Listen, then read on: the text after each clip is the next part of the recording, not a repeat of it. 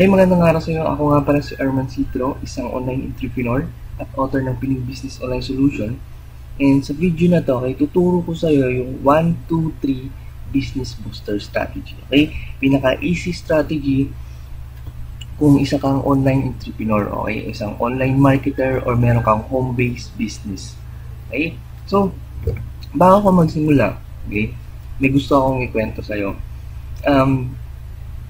Actually, nung nag-start na ako ng online business, okay, nung nag-start ako ng isang business, nag-start talaga ako sa isang online. Okay? I never tried na mag-offline or gamitin yung traditional strategy, yung pumunta sa mga prospect mo, maghanap ng prospect, magpresenta ng personal. Okay? Kasi, actually, medyo mahihain ako. Okay? And, ayaw ko na nagbebenta ako ng personal. So, I tried online business. Okay? Pero, nung nagsimula ako sa online business ko, okay, nasabi ko sa akin sarili, ano kaya yung feeling or ano talaga yung feeling ng ginagawa mo yung offline strategy, okay? Yung ginagawa mo yung traditional strategy, okay? And may tita ko na nasa offline strategy or traditional way yung ginagamit niya.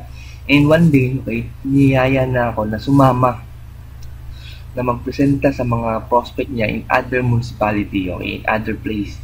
Okay, and I remember na umaga pa talaga kami nagising para mag-travel papunta doon.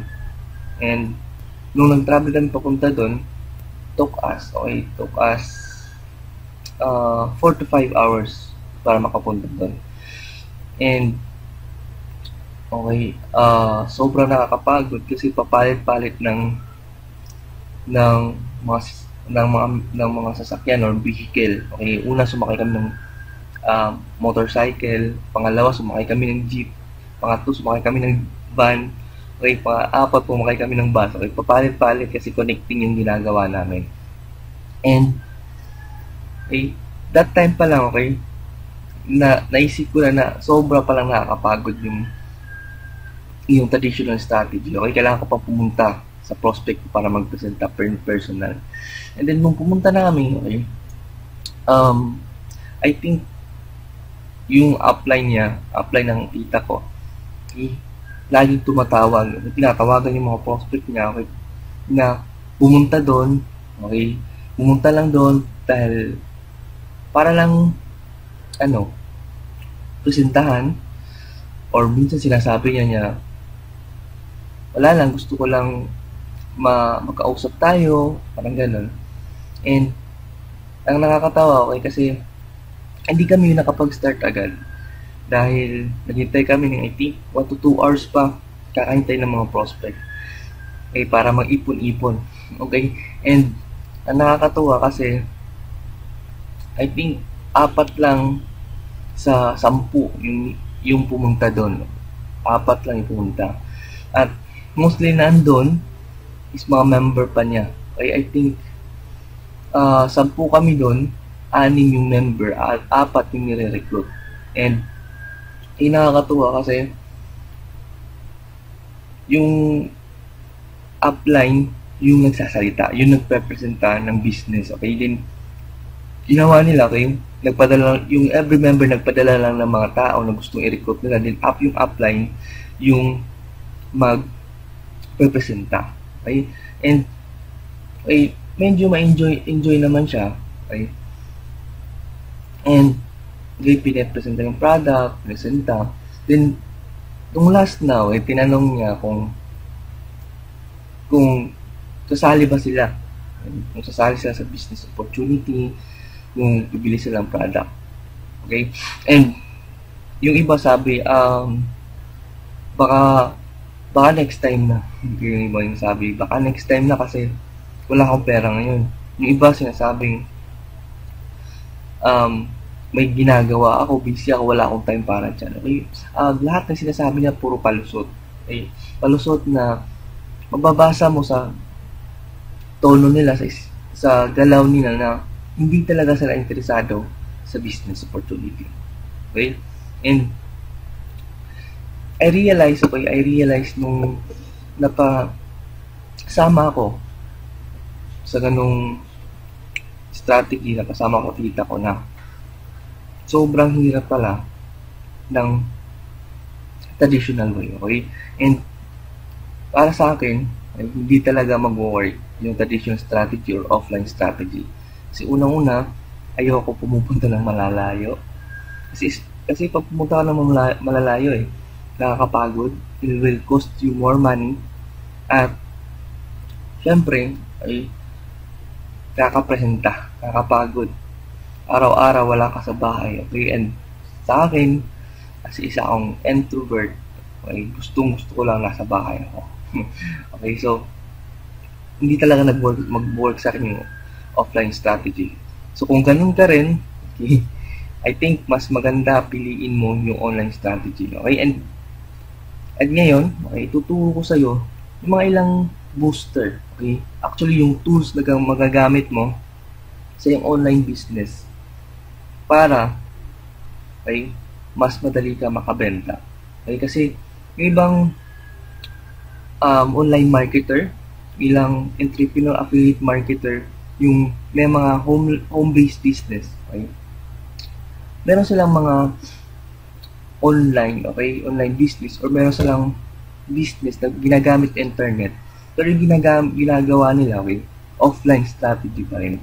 Okay, and kung offline yung strategy ginagamit mo na ginagamit yung internet, okay, hindi siya masyadong mag-work. Okay, so basically, itong tools na to, okay, ito yung mga tools na ginagamit ng mga successful online marketer, online entrepreneur, mga affiliate marketer. Bakit nagawa nila na mas makabenta ng mas madali? So, I hope excited ka na malaman yung 1, 2, 3 business booster strategy na to, okay? So, simulan natin sa unang strategy, okay?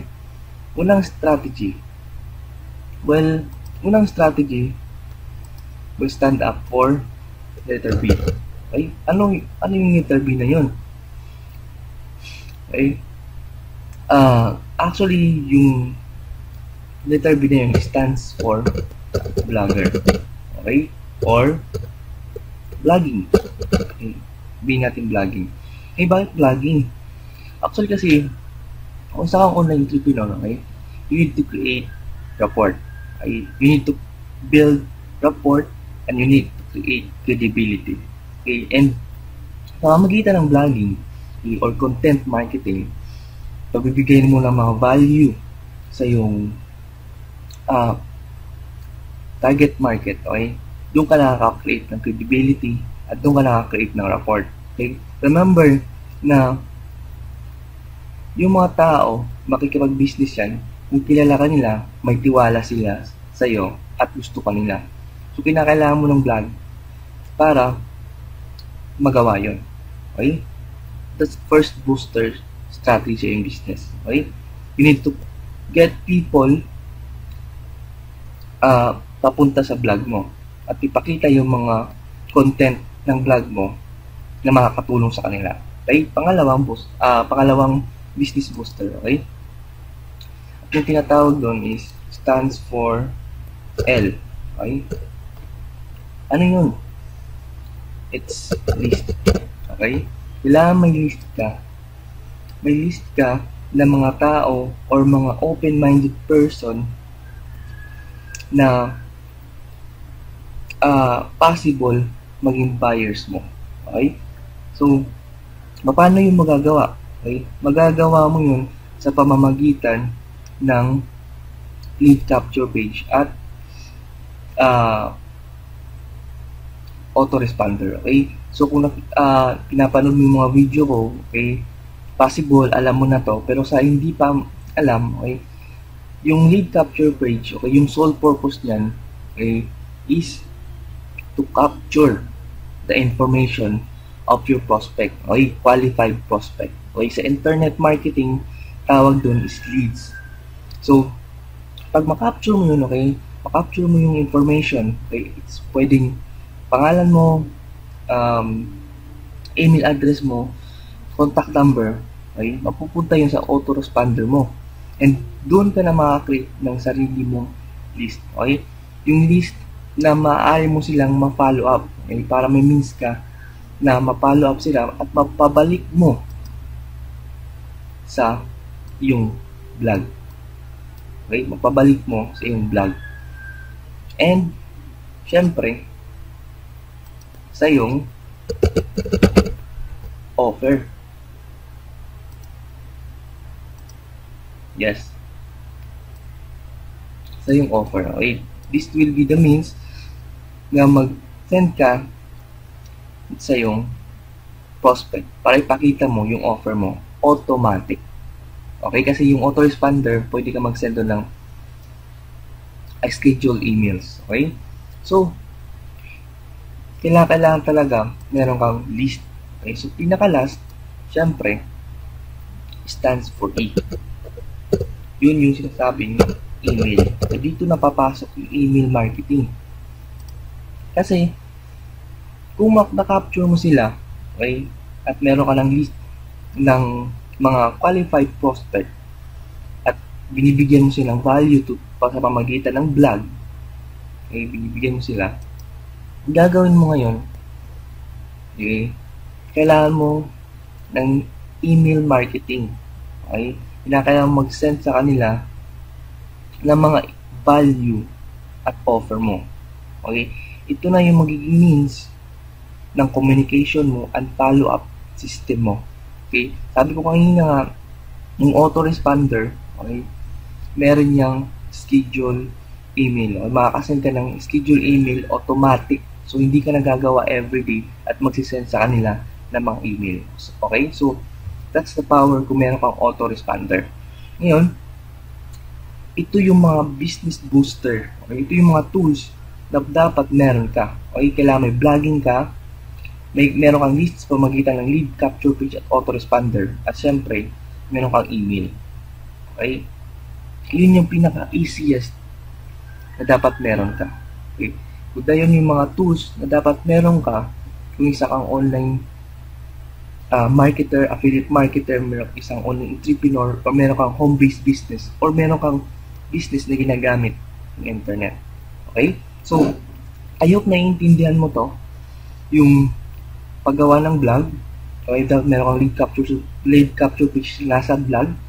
Okay, to capture the information of your leads or mga qualified prospect at mag-send ka ng email sa kanila. Okay? So, I hope meron kang natutunan sa short video presentation na to. Okay? And kung meron kang mga katanungan, okay, comment ka lang sa baba regarding sa blogging, lead capture page, okay, building list, or email. Kasi, kung iisa-isay natin to, okay, possible, okay, umabot tayo ng 3 to 4 hours. Okay? Kasi masyadong maraming topic about blogging, email listing, and emails. Okay? Email marketing. So, comment ka lang sa baba. And wag kang mangalala kasi the next few days, okay, iisa-isahin natin yan. Okay? Para turuan ka kung paano gamitin. Okay? So, ngayon, target ko this week or this coming week, okay, tuturuan kita about blogging. Okay? Kasi nakita ko yung ibang member ng group ko, okay, yung ibang online marketer na nagsisimula pa lang, hindi nila alam kung ano yung power ng blog, kung paano gamitin yung blog. Okay, so thank you for watching, and this Armans once again. See you on my next video.